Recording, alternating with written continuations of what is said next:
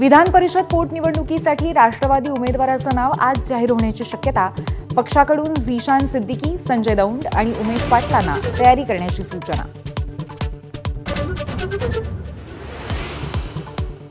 शिंदेंच्या शिवसेनेलाही विधान परिषद पोटनिवडणुकीत 1 जागा आणि इच्छुक 4, नाराजी टाळण्यासाठी आयत्या वेळी नाव जाहीर होण्याची शक्यता.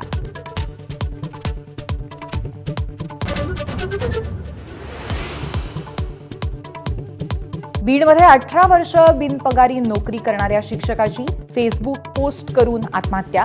पगार मागितल्यावर संस्था चालकांनी फाशी घ्यायला सांगितल्याची चिठ्ठी. माहिती अधिकार कार्यकर्ते विजय कुंभारांची ट्विटद्वारे कैफियत.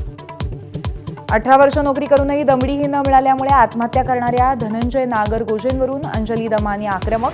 चिठ्ठीतील नावांवरती कारवाईसाठी पोलीस अधीक्षकांकडे विचारणा. तक्रार नसल्यामुळे पोलीस हतबल, अधीक्षकांचा दावा. देश हिंदूंचा पाकिस्तान बनण्याच्या दिशेने, सामनामधून संजय राऊतांची रोखठोक टीका. मोदी काळाचं अंतिम पर्व सुरू झाल्याचं राऊतांचं निरीक्षण.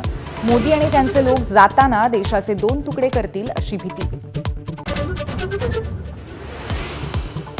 संत तुकाराम महाराजांचा त्रिशतकोत्तर अमृत महोत्सवी बीज सोहळा आज. वारकऱ्यांचं स्वागत करण्यासाठी देहूनगरी सज्ज. जगद्गुरू संत तुकाराम महाराज पुरस्कार उपमुख्यमंत्री शिंदेंना प्रदान.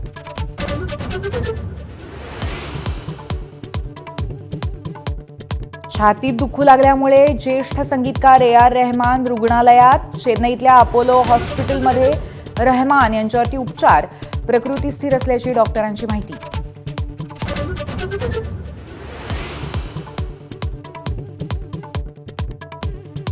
पाकिस्तानात शनिवारी रात्री झालेल्या गोळीबारात हाफिज सईदचा निकटवर्ती अबू खतालचा खात्मा. लष्कर-ए-तैयबाचा अतिरेकी असलेल्या अबूला अज्ञात हल्लेखोरांकडून कंठस्नान.